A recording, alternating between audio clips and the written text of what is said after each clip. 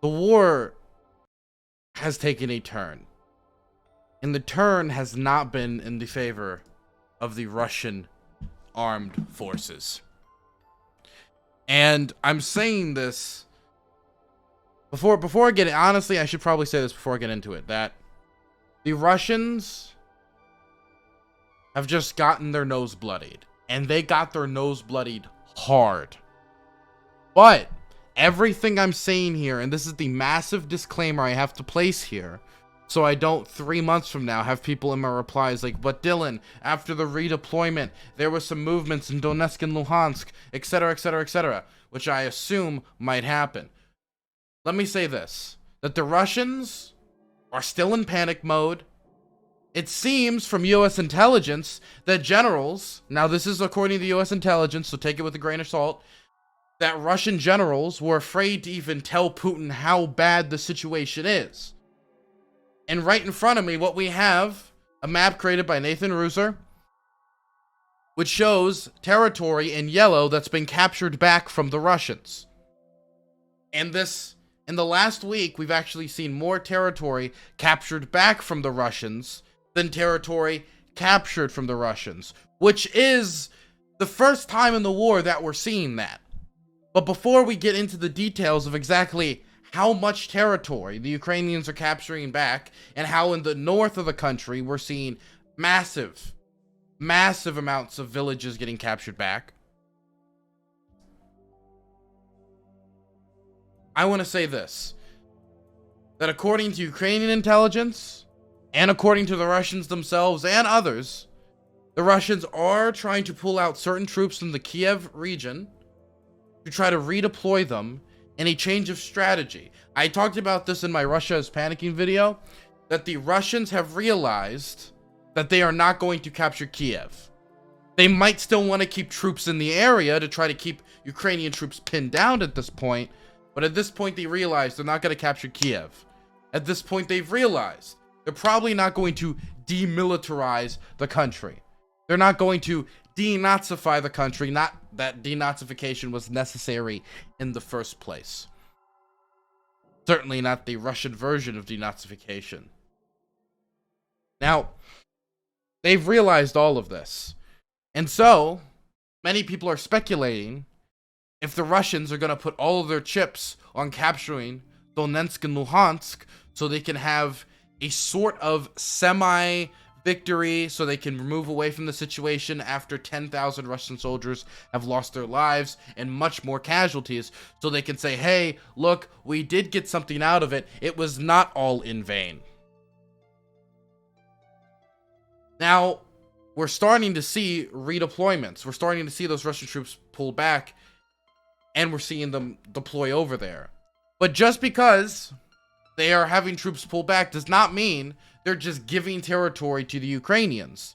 They are redeploying other troops, fresh troops, at least like circling deployment in the area. And the Ukrainians are taking that opportunity to launch massive counteroffensives. And all of this in yellow is the territory the Ukrainians have captured back. The majority of this has been captured back in the last week.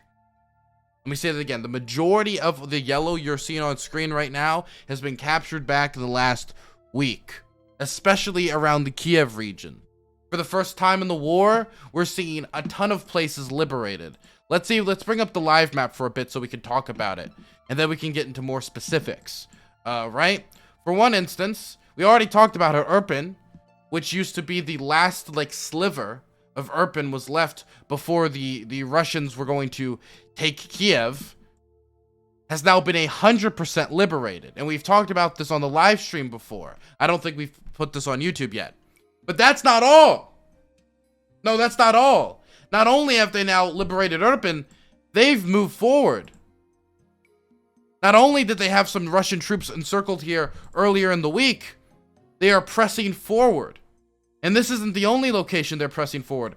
Earlier in the week, they captured this location. Earlier, I believe that was last week. Earlier last week, they were able to recapture a ton of territory over here. And that's not it. Do you guys remember the airport that on the first time there was a massive VDV landing? You guys know the VDV. You guys know who the VDV are? For those of you who don't know, they're like airborne. You know, the United States Airborne? They're like that. They're considered kind of like an elite airborne unit. They're like shock troops almost, you know? They're meant to kind of inspire fear. They've got a notorious reputation, right? They even have a catchy song. I wonder if we can play that quick. 1 second. We've got a very famous catchy song. You might have heard it before. This one.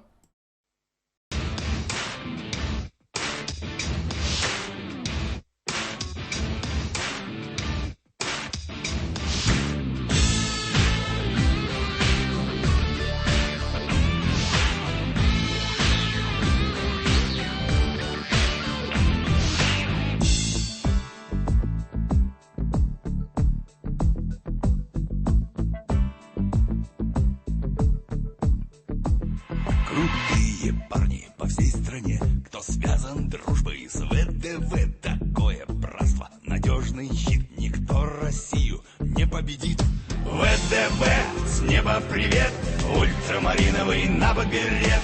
Телек с волной и море погон, с неба навеки десант обручен. ВДВ, сколько побед, из парашютов белый букет. Радугой мирной порядку пола, слава десанту, честь и хвала. В Центральном парке салют в Москве. Okay, you get the idea. And let me just say, I like to be honest in my reporting, and even if I do not support the Russian military invasion, this song is, by definition, a banger. And I will not deny it, because I'm an honest reporter. No one can question my integrity now moving forward. Anyway, they landed at an airport right here, and it was a massive failure for the Russians. They were trying to take it on the first day so they could use the airport to establish air superiority over Kiev. They ended up getting surrounded, and all of these Blue Beret boys, basically all of them died, if we're going to be blunt about it. But it was still a vital Russian military objective on the first day of the war that they wanted to capture. And eventually, they did capture the airport. But you want to know what happened today? Remember, this was a vital priority for the Russians for their advance on Kiev. One that they tried to obtain with risky maneuvers on the first day of the invasion. The Russian troops have left. They've abandoned the airport.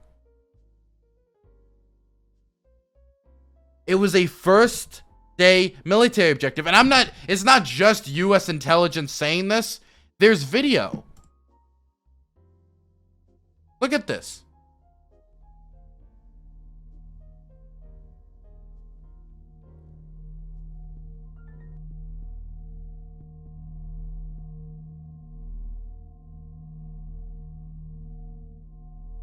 It's completely abandoned. Burns is an immoral, morally corrupt. That is the most bankrupt man. lifeless airport I've ever seen in my life. There were vehicles that were there that are no longer there.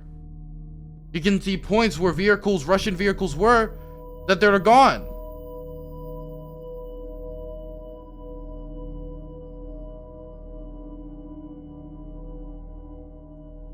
Huey, thanks for the Prime Gaming. By the way, very scary music choice for this video. Like, unnecessarily spooky.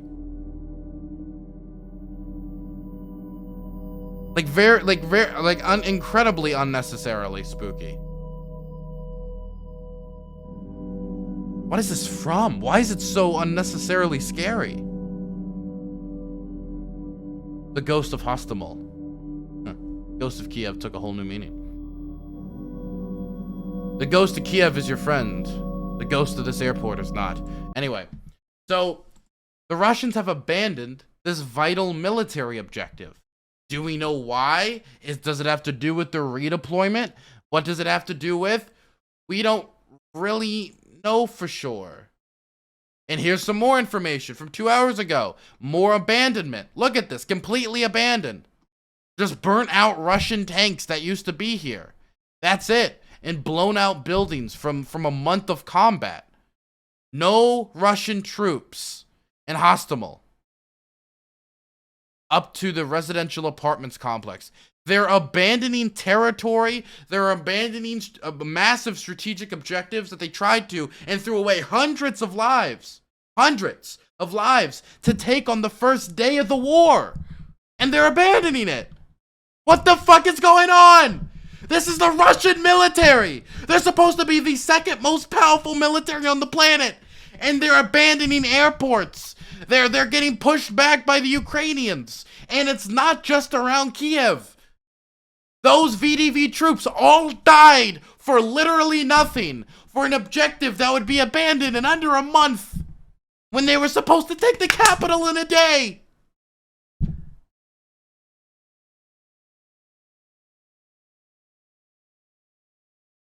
And it isn't just that.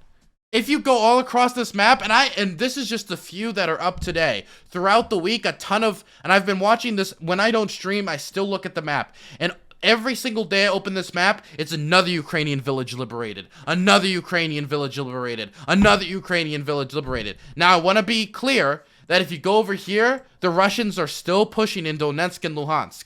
Very slowly. For every inch they gain, they lose like 10 soldiers. And they're still slowly trying to gain in Mariupol. But again, Mariupol was supposed to be taken in like 3 days. It was not supposed to be taken at this stage, like this way out. And the fact that they haven't taken it yet is embarrassing. But they are still pushing in Mariupol. But look here. Another Ukrainian village liberated. Как и обещал односельчанам, мы первые зашли в Колонщину, Марьяновку. Просто первые, передовой отряд. Слава Украине! Мы победим. Another Ukrainian village liberated. Another one. And this is all across the map. If you go anywhere, if you click any of these indicators, it's just like, hey, look, Ukrainian forces recapturing other places, other villages. And hey, look, they captured a bunch of more abandoned equipment. Hey, over here, here's some more identifiers. Look, here's video evidence of them capturing Russian equipment and more and more villages.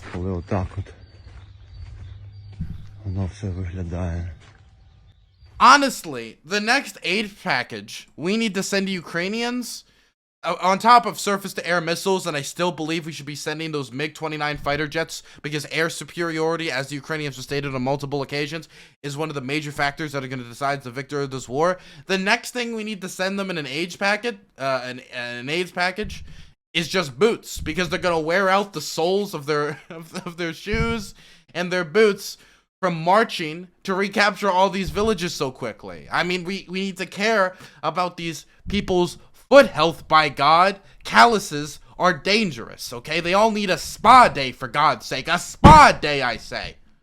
A spa day. But this is all across the map. I could keep going. There's another one, boom. There's another one there. Here, and not only that, but they're recapturing, of course, as the Russians flee, more equipment is captured. You go up here near Cherniv. What do you see? It's the same story. Another village liberated here. What's over here? Oh, let me take a guess. Oh, it's another village liberated. Oh, what's over here? Oh, whoopsie daisy. Look here. I'm a Russian. Oops. All villages abandoned. Another village captured. What's that one thing? Oops, all marshmallows.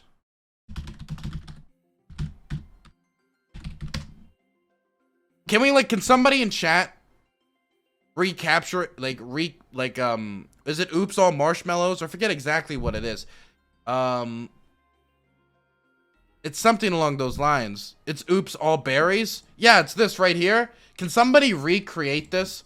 But it's oops, like all Ukrainian villages recaptured, or oops, all tanks abandoned.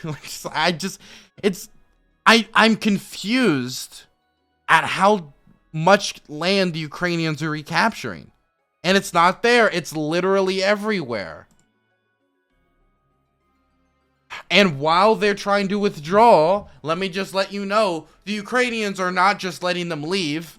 The Ukrainians are attacking their military columns as they leave, knowing that these troops will most likely be redeployed somewhere else. Therefore, take them out. Don't let them retreat. Attack the retreating columns. It's vicious, the Ukrainian counterattack. That's the only word I have to describe it. And for the first time since the start of the war, I've talked about Sumy on a few occasions. I don't know if I have talked about it on the show before, but the bombing of Sumy has been extremely brutal. A lot of civilians have died in Sumy. There's been a lot of rocket fire, artillery fire directed at Sumy, and the siege of Sumy has been brutal. But for the first time since the start of the war, Sumy is now reconnected, and the siege is lifted. For the first time since the start of the war.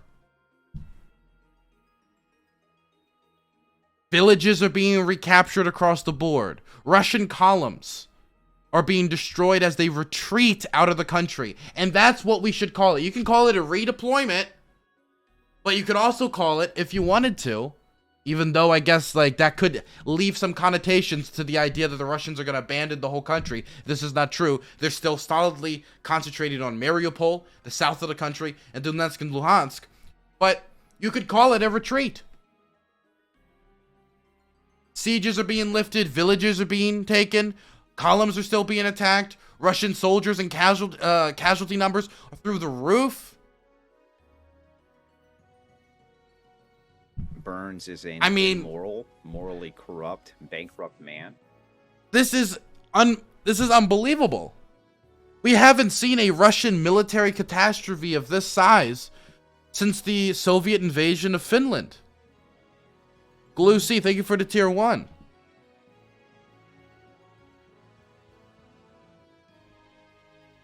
I really don't know what else to add here.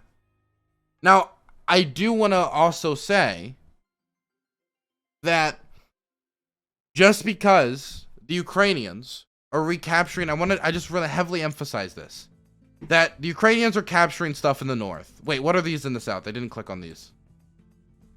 Oh, okay. Never mind. I'm literally stupid. I was about to say, well, most of this is in the north, okay? And update as of 4 hours ago, I hadn't read this one. Ukrainian army liberated so many things that are too complicated for me to even fucking pronounce, okay? So I'm just gonna, now I look like a fool, okay? And now I look like a fool. It's sunflower season. On all fronts, that's not true. They're recapturing territory in the north. That is true. In massive numbers. They've now stopped the siege of Sumy. They've reconnected Sumy. They stopped the encirclement of Mykolaiv and pushed back halfway back to Kherson, and now Kherson is contested. They're now taking back a bunch of villages in the south across the river. But the Russians still, and over here, by the way. But the Russians still are pushing hard into Mariupol. They're still trying to reach the city center. They still want to capture Mariupol. It's of vital military importance to them if they want to capture Donetsk and Luhansk, which they're still advancing. You go over here, they're still shelling. They're still shelling in Donetsk and Luhansk. Shelling that's killing civilians. Shelling that's still catching houses on fire. Shelling that is still destroying civilian infrastructure. 3 Russian airstrikes in under 30 minutes in some parts. Look. What I'm getting at is, yes, the Ukrainians are recapturing massive amounts of villages. They're breaking sieges. You could even say they're turning the tides of war. I wouldn't even be angry at you if you said Ukrainians are winning. When it comes to the original Russian military objective, the Ukrainians are winning. They're recapturing villages in the north. They've lifted the siege on Sumy. They're recapturing villages in the south. They're making the Russians abandon airports. They're destroying military columns, inflicting high casualties on the Russians. But those troops that are pulling out from Kiev, that are pulling out from these airports that they tried to capture on the first day, they are going to be redeployed.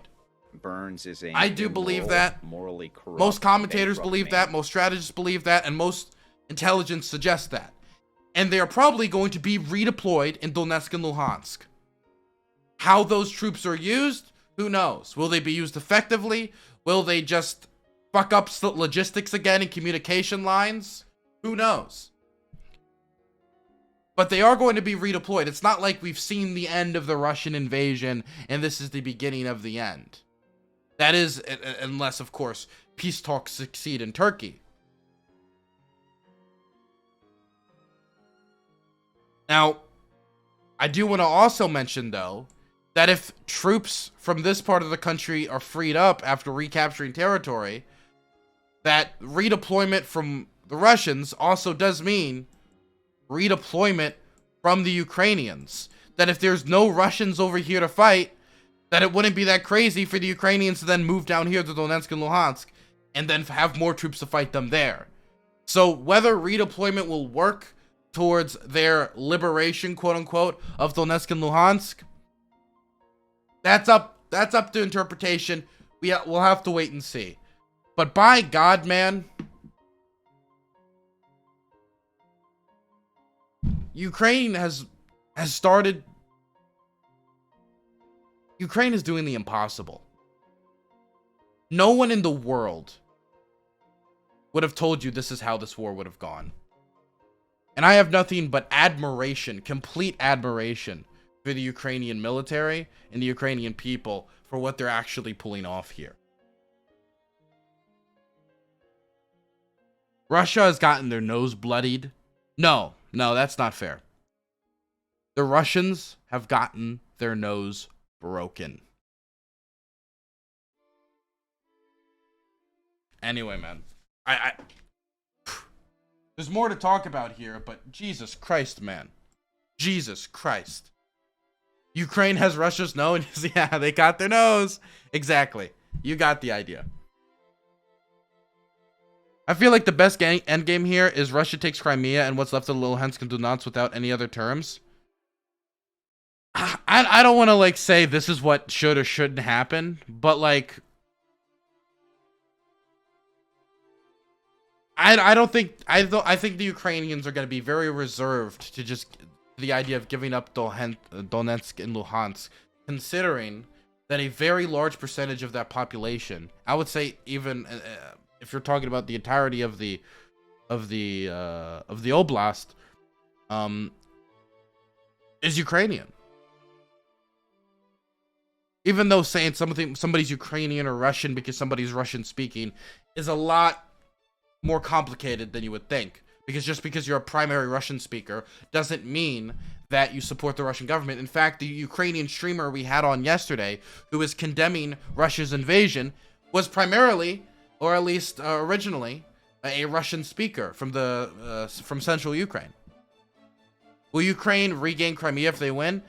I'm gonna be for real with you. No. There's basically no scenario here that leads to the Russians giving the Ukrainians back Crimea unless Jesus Christ himself comes back and slays Vladimir Putin, okay? I'm just being for real with you. And so, I guess, since we already started with this segment about the Ukrainians are motherfucking winning, we should go into map time. Dylan, check hashtag stream chat. What? Okay. Why? What's in there? I never check hashtag stream chat. I forget that even exists in my Discord. Oh God, I don't even know where it is. Burns is an immoral, morally corrupt, bankrupt man. Ah, dude, it's brilliant. Thank you. I appreciate it. Thank you so much. You did quick work. Very quick work.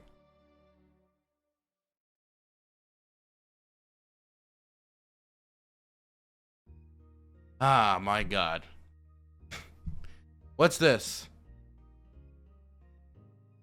The Legion of Freedom of Russia was created in the armed forces of Ukraine. Prisoners who decided to fight the Putin regime after fighting in it. This sounds like bullshit to me. I'm sorry. As pro-Ukraine as I am, this feels like mostly something for propaganda purposes. This is smart PR, but this feels like PR. Gonna be for real. A new unit, Legion Freedom of Russia. Citizens of the Russian Federation, servicemen of the Army of the Russian Federation who were captured and decided to continue military operations on the side of the armed forces against the dictatorial regime of Putin. At the moment, several hundred Russians These are both private and office. They're saying several hundred. I'm gonna have to see evidence of that. I mean, I could think like a few hundred Russian citizens, but how many Russian servicemen? That is a huge claim.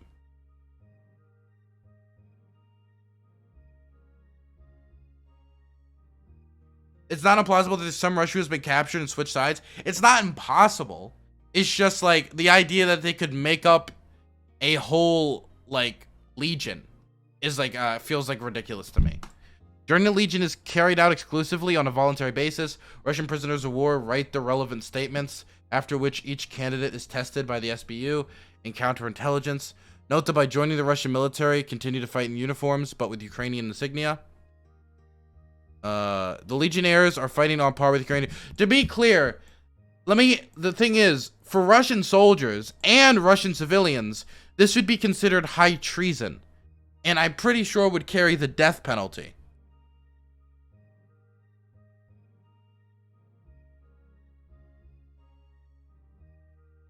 In addition, the Fighters for Freedom of Russia, as part of the troops, are armed with the latest model of weapons from NATO countries, which differ significantly from the miserable state of outdated weapons with whom they recently came to our land. Yeah, it's just hard for me to believe this. I don't even know what this website is, to be completely honest. So I have to wait till I see more evidence. I'll save this meme quick, okay? This is a good meme.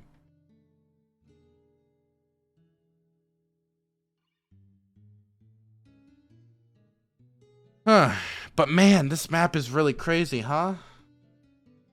Okay.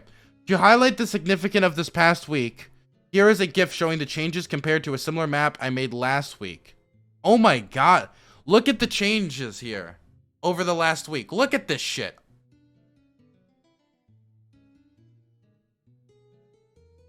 And the thing is, this was made at like 9 a.m. today, before a lot of the new advancements around Kiev. And some in the south.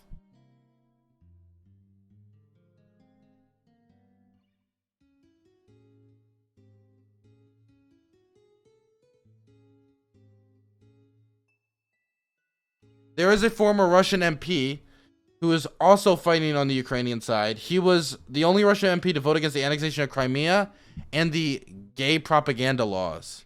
That's cool. That's pretty based. There's a cold front from the Arctic coming down into Europe. We'll check that out too. Gotta say, yo, could you imagine for the first time ever, General Winter turns against the Russian forces? My God. But if you can see in the last week, you can still see that they've made very little progress over the last week in Donetsk over here. But they've made significant progress in Luhansk. Not like over here, there's been some territory recaptured, but the Russians are still making some progress. I don't want to like just pretend like, hey everybody, the Russians are falling back everywhere. They are still making some progress. And they are making slow grinding progress in Mariupol.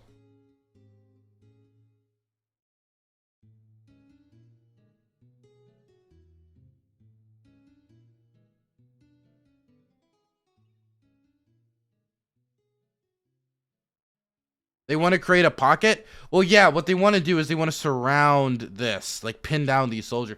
I mean, I can understand if that's the tactic at this point, but if their troops are pinned down, like if they pull back their troops from the north, that doesn't mean all the Ukrainian troops just up here just disappear just because they've abandoned this territory. All that would mean is like those Ukrainian troops could redeploy in the east. Isn't Kyiv captured yet? My friend Yo-Yo, you have been living under a rock. Is Kherson recaptured?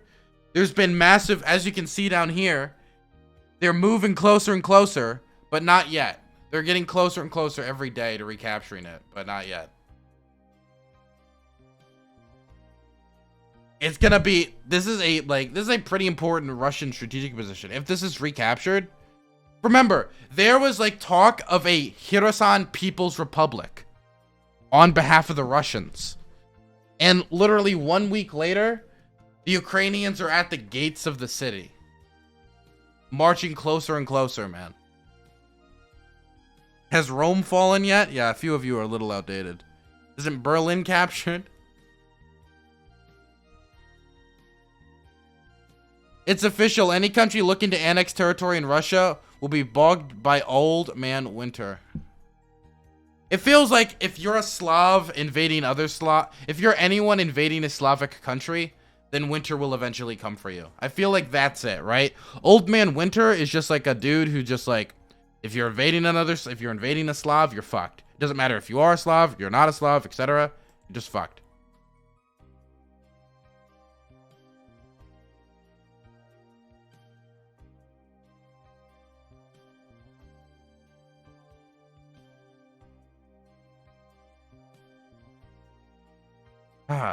Wonder what Moscow's saying about this situation. Russia drafts 134,500 conscripts, but says they won't go to Ukraine. Yeah, well, they also said they weren't going to send conscripts in the first place, which was illegal under the Russian constitution, mind you. It's illegal to send conscripts into a war like this. But they did it anyway.